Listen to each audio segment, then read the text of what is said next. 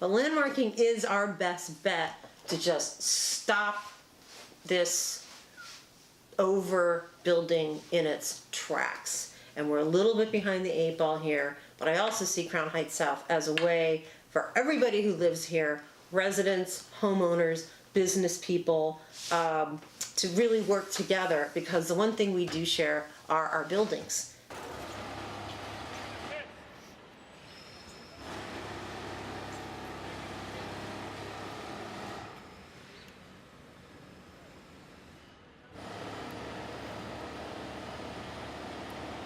To say that these buildings have no value other than what we can build up and above and beyond their existing FAR is, it's a crime. It's a total waste of our time to even imagine what they are going to do. Anything that, hi! Yeah, this is a walking tour. Okay, I'm Evelyn. Our first mission is obviously landmarking, and to do that, identify what's worth keeping. And we went on the walking tour today. It was just the beginning of reaching out to our neighbors and people from outside the area to come and see the beautiful buildings that we have and really understand the context and history in which we're living.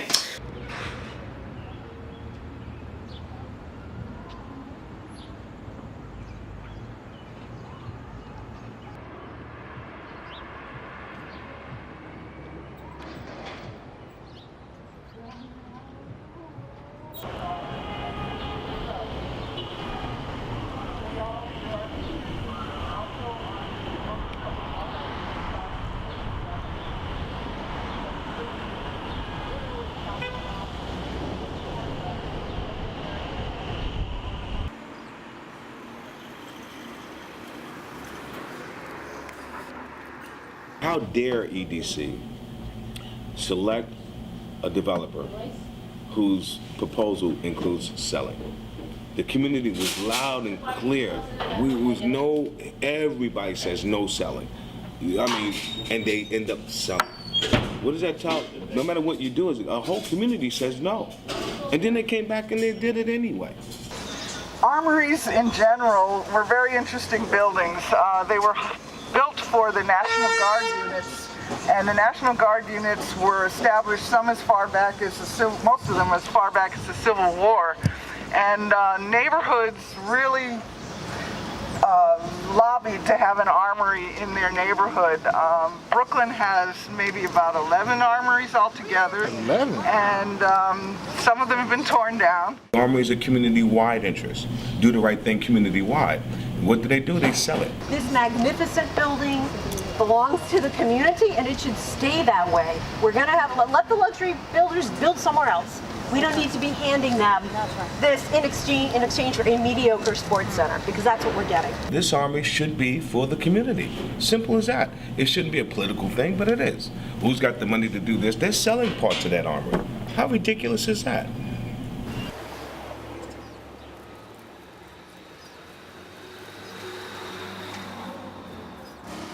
There's 137 communities across the city that have landmarked, and many, many more in line, because people really understand it's a lot of things. It's not, it used to be the perception of landmarking, those white people, daughters of the American Revolution, let's save the house that George Washington slept in. But now I think people understand that it's really about protecting a livable scale, a human scale architecture and character, and it's architecture makes neighborhoods. So when you have faceless, ugly glass towers, it's really not conducive to the way humans like to live and interact with each other.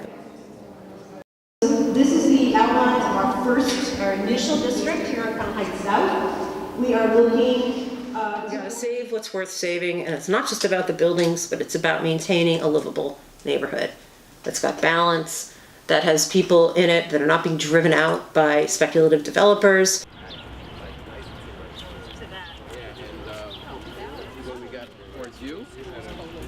This neighborhood is so rich. The people are so wealthy in terms of who they are, their character, the layers to the fabric of their character. And I believe that the developers are tampering with that. And it's not right. It's just not right. the cycle of the city now is just too fast, and it's totally driven by money and not by any other factor. Aside from the human toll, which is incredible, nobody has a connection to anything, and neighborhoods are neighborhoods because of people, not because of buildings.